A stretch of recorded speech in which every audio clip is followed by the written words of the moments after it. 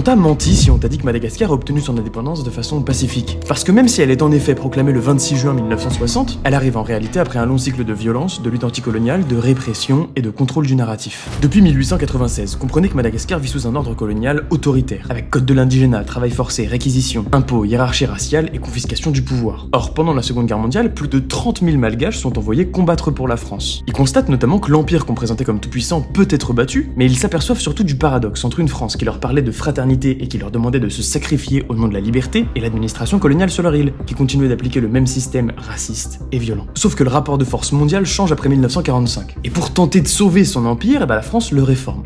Un peu. Elle assouplit notamment certaines conditions coloniales et confère de nouveaux droits politiques aux Malgaches, ce qui permet à un nouveau parti créé en 1946, le MDRM, notamment porté par Racheta Ravoangui et Rabemanangara, de devenir la grande force indépendantiste. Sauf que cette force, l'administration coloniale cherche à la contrer, en soutenant notamment le PADESM, un parti rival défendant une évolution plus progressive, moins menaçante pour la présence française et qui exacerbe des tensions qui sont déjà présentes sur l'île. La question malgache se transforme alors en conflit politique intérieur, et les tensions explose à partir du 29 mars 1947. Dans l'Est et le Sud-Est, des groupes insurgés attaquent des postes militaires, des bâtiments administratifs et des plantations coloniales. Une centaine de colons français sont tués, ainsi que des Malgaches proches de l'administration. La France impose son récit et transforme cette contestation coloniale en un complot criminel qu'il faut à tout prix écraser. Sa réponse est donc d'une violence extrême. L'administration française appelle des renforts venus d'autres territoires coloniaux. L'armée fouille en masse les maisons, torture les suspects, elle déplace les populations et elle brûle les villages. Des hommes sont exécutés sans procès. En mai 1947, à Moramanga, des prisonniers sont enfermés dans des wagons avant d'être mitraillés par l'armée française. Des témoins évoquent d'autres prisonniers jetés depuis des avions.